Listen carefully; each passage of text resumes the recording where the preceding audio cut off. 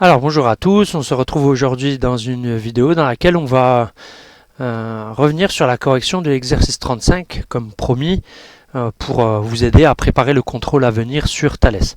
Donc on y va, on perd pas de temps.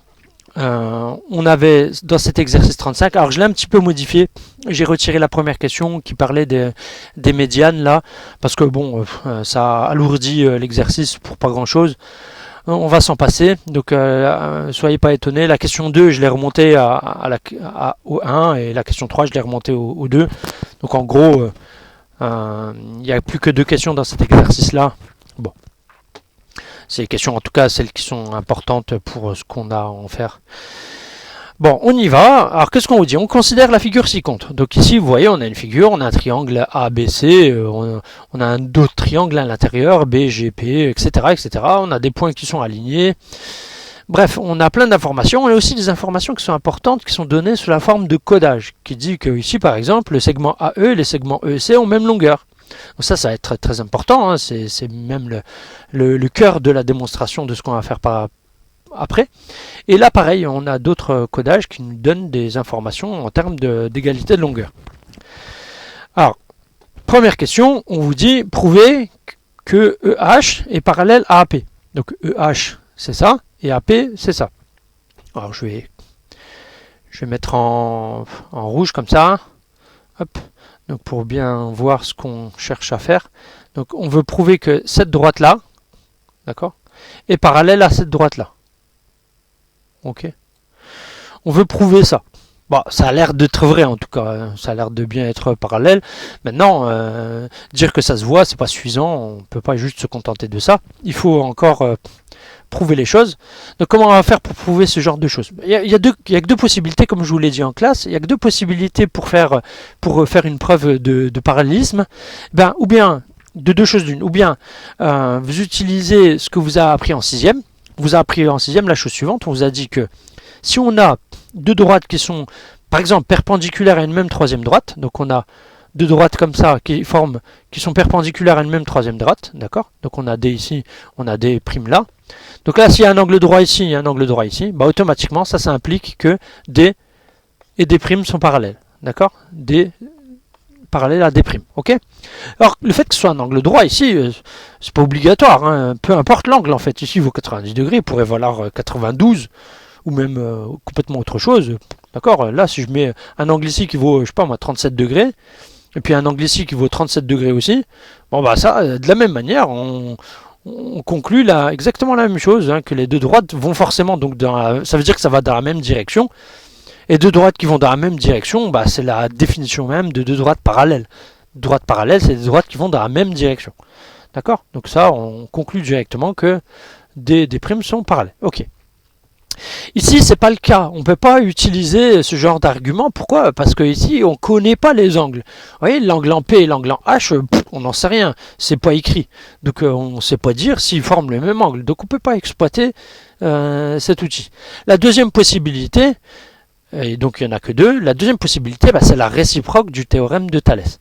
Et pour ça, on va avoir besoin de travailler dans un certain triangle. Alors, quel triangle on va choisir? Déjà, vous voyez bien, EH et AP, EH et AP, c'est les côtés, c'est des côtés de triangle. Donc EH, c'est le côté de quel triangle? On voit bien, c'est le côté du triangle CEH. Et du coup, si on regarde CEH, on voit bien celui qui ressemble à CEH, ça va être qui? Ça va être CAP. D'accord? Donc nous, on va travailler dans le triangle CAP. Et en fait, en plus là, il y a les codages qui vont nous donner des informations intéressantes. Et on voit bien tout de suite la réciproque du théorème de Thalès qui va s'appliquer. Pourquoi? Parce que dire que ça, c'est la même longueur que ça veut dire que E il est au milieu. Et là, ça, c'est la même chose que ça veut dire que H il est au milieu. Dire que ce triangle-là, ce côté-là il est la moitié de tout ça, et que ce côté-là il est la moitié de tout ça, ça veut dire que le petit triangle-là, CEH, il est la moitié du triangle CAP. Et du coup, on est bien en situation de proportionnalité et blabla, on y arrive après à conclure ce qu'on veut. Donc passons à la rédaction maintenant, on va essayer de faire les choses correctement. Donc là, c'est une explication un peu à l'emporte-pièce, mais à l'oral, on va maintenant écrire ça correctement, convenablement. Donc petit 1, Donc on va dire qu'on travaille déjà dans le triangle. Dans quel triangle on travaille? Dans le triangle CAP. Donc dans le triangle CAP, on a toujours pareil, hein, à chaque fois on a besoin de trois choses. Hein. On a toujours besoin de trois choses parce que c'est triangle, ça veut dire trois, donc on a toujours besoin de trois choses. Donc première chose c'est quoi? Déjà que le point E, il appartient au segment AC. Donc E appartient au segment AC. Ok? Première chose. Deuxième chose, le point H, il appartient au segment CP. Le point H appartient au segment CP. Ok? Et il y a une troisième information qu'on nous donne sous forme de codage. On vous dit quoi? On vous dit que CE sur CH, en fait, on sait combien ça vaut. Alors, on pourrait se dire c'est directement un demi parce que ça se voit. Mais si on veut bien rédiger les choses, et je vous conseille de faire ça parce que ça va vous habituer à bien écrire, à bien comprendre ce qui se passe en fait. D'accord? Parce que là, dire que ça, CE sur CA, ça vaut un demi, ça sort un peu du chapeau. Nous, on va essayer de le justifier proprement. Donc, CE sur CA, en fait, ce qu'on va faire, je vais peut-être un peu trop vite. CE sur CA, on veut chercher à voir, d'accord? Ce qu'on veut faire ici, c'est quoi? Ce qu'on veut faire, c'est vérifier si on a bien un coefficient de proportionnalité entre CE, CA et entre CH et CP. Je ne sais pas si vous comprenez bien. Alors, ce qu'on va faire, c'est qu'on va faire comme d'habitude. On va tracer un tableau. Ok, comme ça, vous allez bien comprendre. Donc, je trace un tableau. Alors, je vais faire ça bien. Clac. Donc, je vais tracer comme ça. Je vais prendre ça. Ici, je vais copier là. Je copie là. Ok, on imagine que c'est bon. Voilà. Donc je trace mon tableau. Donc ici j'ai les deux triangles. Et j'ai les côtés. Vous avez compris, on fait comme d'habitude. Là c'est pour vous montrer ce qui se passe par rapport au tableau. Ok, donc là on a le triangle CAP. Donc CAP, ok. Donc CAP. Et du coup CEH. En dessous ça va être CEH. Ok, donc on applique la technique CA ici, CE en dessous, AP ici, EH en dessous, et PC ici par exemple, et HC ici. Ok, donc on a ces trois longueurs là, ces trois colonnes ici, et nous ce qu'on veut vérifier là, c'est que ce tableau, c'est bien un tableau de proportionnalité. Donc on a ces trois informations. Le point E, il appartient à AC. Le point H, il appartient à PC. Et on veut vérifier que ce tableau-là, c'est bien un tableau de proportionnalité. C'est-à-dire que quand on va faire CA sur CE, est-ce que ça va être la même chose que AP sur EH? Et est-ce que ça va être pareil que PC sur AC, sur HC? Ok. Donc, ce qu'on va faire ici, le problème c'est quoi ici? C'est que CA, on n'a pas sa longueur. CA, on ne sait pas combien ça vaut. CE, on ne sait pas combien ça vaut non plus. PC, on ne sait pas combien ça vaut. Et HC, on ne sait pas non plus combien ça vaut. Donc comment faire pour calculer quand on ne connaît pas les nombres qui sont dans le tableau? Et c'est là que l'astuce, elle arrive. C'est que nous, ce qui nous intéresse, c'est pas la longueur des côtés, mais c'est leur rapport, c'est leur quotient. Et là, on peut dire quelque chose. On peut exploiter l'information du codage et dire quelque chose sur le quotient.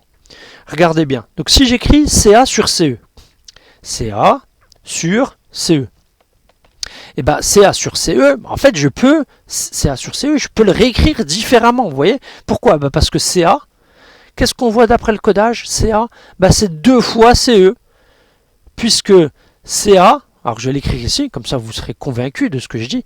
CA, c'est égal à quoi CA? C'est égal à CE plus EA. On est d'accord? D'après ce qu'on voit ici, puisque les 3 points sont alignés, c'est écrit les 3 points là sont alignés, CA, ben, c'est égal à CE plus EA. Pas de problème pour aller de C à A. Bah, il suffit d'aller jusque E, et puis après, à partir de E, continuer jusque A. Bon, CA, c'est égal à CE plus EA, pas de problème. Sauf que CE et EA, eh ben, d'après le codage, c'est la même mesure. Donc, on peut écrire que CA, c'est égal à CE plus CE. D'accord, hein, ce que j'écris là, c'est que EA, ben, c'est pareil que CE, c'est la même longueur. Donc, je peux le remplacer. Ici, donc, je peux écrire que CA, c'est égal à quoi? Ben, c'est 2 fois CE. Ok? Bon, bah, je l'écris ici. CA, c'est 2 fois CE. Sur CE, ben, on peut dire c'est 1 fois CE. Ok? Et qu'est-ce qui se passe quand on a comme ça, un quotient avec des produits qu'on retrouve en haut et en bas? Bah, vous savez aussi bien que moi, ben, on peut simplifier. D'accord? Donc là, on peut écrire que c'est égal à 2 sur 1. Donc ça vaut 2. Ok?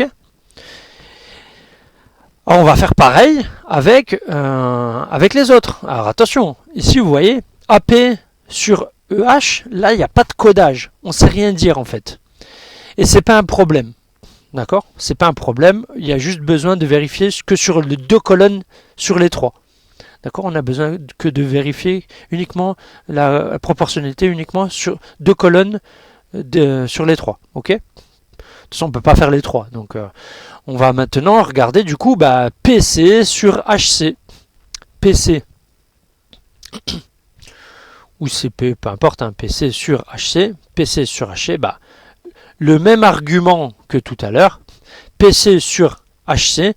PC c'est quoi? C'est 2 fois HC. Donc ici, on peut écrire que c'est égal à 2 fois HC. 2 fois HC. Et en dessous, HC, on peut dire que c'est 1 fois HC. De la même manière, bim, on simplifie les HC. On se retrouve pareil avec 2 sur 1. Et 2 sur 1, ça vaut 2. De ça, on conclut quoi? On conclut ce qu'il y a à conclure. C'est-à-dire que CA sur CE, c'est égal à PC sur HC, d'accord, puisque tous les deux valent la même valeur 2. Et du coup, on est bien en situation de proportionnalité, le tableau de valeurs ici. Malgré qu'on ne connaît pas les valeurs, ce tableau-là, c'est bien un tableau de proportionnalité. Ok? Donc, on a ici un angle commun, et les côtés ici qui sont proportionnels. Et du coup, là, on peut directement dire que d'après la réciproque du théorème de Thalès, les deux droites sont parallèles. D'après la réciproque du théorème de Thalès, on peut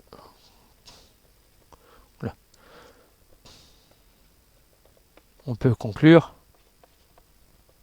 que quoi? Ce qu'on demandait dans le truc, hein, EH parallèle à AP. On peut conclure que EH parallèle à AP. Voilà, donc là pour la première question, c'est terminé. Et maintenant, on va passer à la deuxième question. Donc là, la deuxième question, on vous demande de prouver que BG sur BE, ça vaut 2 tiers. Ça veut dire que ça, là, si on coupait BE en 3 morceaux, BG, ça prendrait 2 morceaux sur les 3. D'accord? Donc comment on peut prouver ça? Et là, cette fois-ci, on cherche à montrer qu'un quotient vaut un certain coefficient. Ça, on va appliquer Thalès directement, hein. On va pas chipoter, donc on va pas laisser trop de suspense, hein. Donc là, directement avec Thalès, on va pouvoir vérifier cette chose. Alors comment on fait? Déjà, BG et BE. BG, BE, c'est les côtés de quel triangle?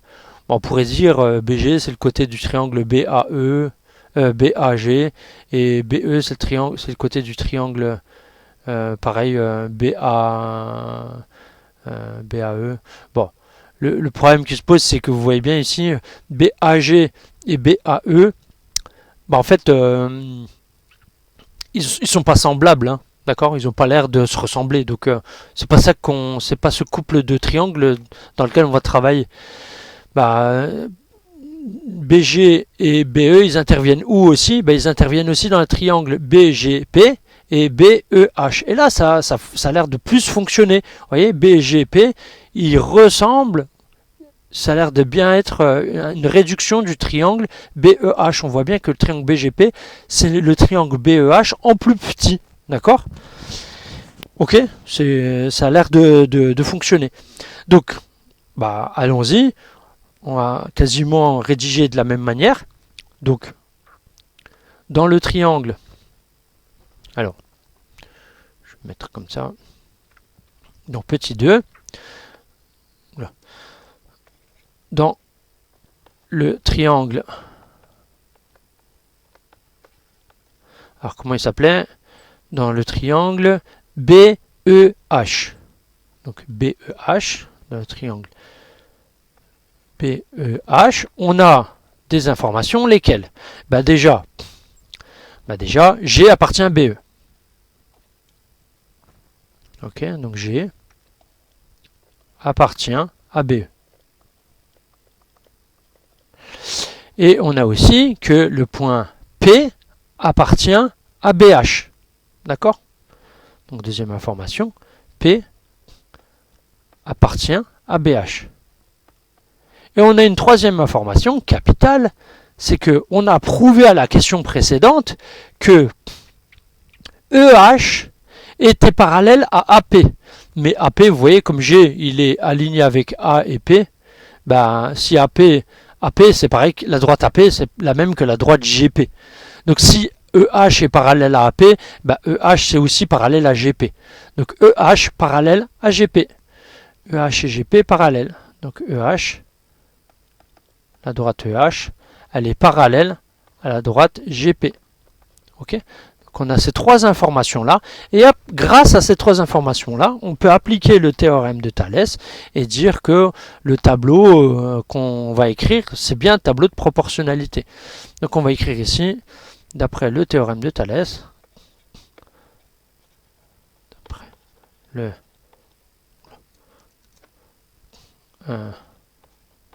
théorème de Thalès, on a quoi? Ben, en fait, alors je vais pas m'embêter, je vais reprendre ce tableau, clac. Je vais juste changer le nom des triangles et le nom des côtés. Pardon. Donc ici, le triangle, le grand triangle, c'est BEH. Donc ça vire. Donc ici, je vais écrire BEH. Donc BEH. Et l'autre, c'était BGP. BGP. Donc BGP. BGP, ok. Et comme tout à l'heure, bah, on va écrire les couples de côtés semblables.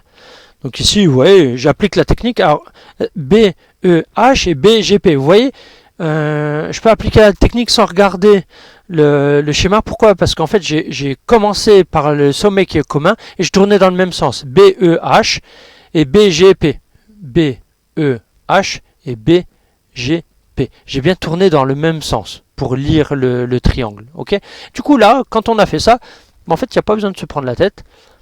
Ici, on va écrire directement BE. En dessous, on va mettre BG. Ensuite, on va mettre EH. En dessous, on va mettre GP. Après, on va mettre BH si on veut. D'accord? BH. Et en dessous, BP. Ok? Et on sait que ces côtés-là, d'accord, ils sont bien semblables. Hein. Enfin, oui, donc BH et BP, par exemple, BH, il est bien associé avec BP. BG, il est bien associé avec BE. Et GP, il est bien associé avec EH. Pas de problème. Ok? Et maintenant, qu'est-ce qu'on peut dire? Bah, le théorème de Thalès, il dit la chose suivante. Il dit que BE sur BG, quand on fait ce rapport-là, en gros, quand on calcule le coefficient de proportionnalité, en fait, c'est le même partout. Bah forcément, ça doit être égal à EH sur GP. Et ça doit être aussi égal à BH sur BP. Ok? Alors pourquoi on fait tout ça? Bah parce que ici, vous voyez, dans la question, nous, on veut BG sur BE. On veut savoir BG sur BE. Alors vous voyez, du coup, je l'ai fait à l'envers. Bah c'est pas grave. D'accord, on voulait BG sur BE, là on est en train de calculer BE sur BG. Bon, peu importe, on va le faire comme ça, tant mieux. Donc, on continue. Alors, qu'est-ce qu'on peut dire de tout ça? Bah, comme tout à l'heure, comme à la première question, là le souci c'est qu'on ne connaît pas les valeurs de tous ces côtés-là. Donc, est-ce qu'on peut calculer? Ben oui, on peut quand même calculer. Pourquoi? Parce qu'on a du codage. Ici, vous voyez, BG sur BE, on ne sait rien dire, parce qu'il n'y a pas de codage. Alors, si on savait dire quelque chose directement, on ne nous poserait pas la question. Par contre, on sait dire quelque chose sur BP sur BH. BP sur BH, ou l'inverse, BH sur BP, ben on sait dire quelque chose. Donc BH sur BP, on sait dire que ça vaut quoi? Donc BH sur BP, alors on va l'écrire à la suite, tiens. BH sur BP, on sait dire quelque chose. Qu'est-ce qu'on sait dire? Eh bien, si on regarde bien, BH, qu'est-ce que c'est par rapport à BP? Ben en fait, BP il est composé de 2 et BH il est composé de 3. Ok? Mais BP il est composé de 2 quoi? Bah, de 2 BI en fait. D'accord? Ici, je vais l'écrire là. BH.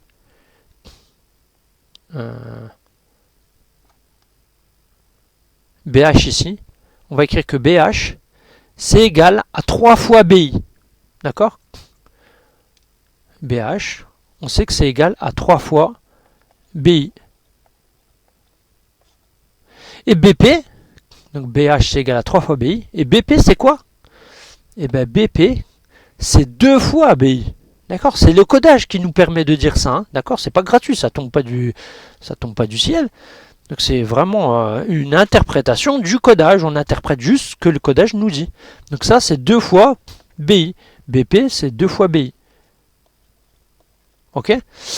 Bon bah comme tout à l'heure, il y a fois BI en haut, il y a fois BI en bas, on peut simplifier, et boum, on obtient que H sur BP, c'est égal à 3,5.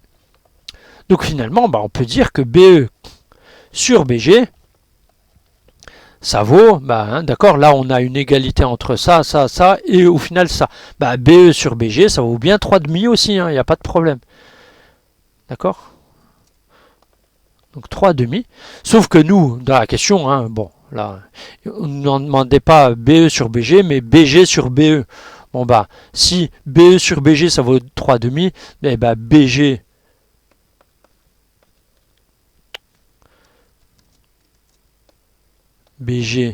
sur BE, ça vaut forcément 2 tiers. D'accord? J'ai juste inversé le numérateur et le dénominateur à gauche et à droite, et boum, on a bien ce qu'on devait conclure.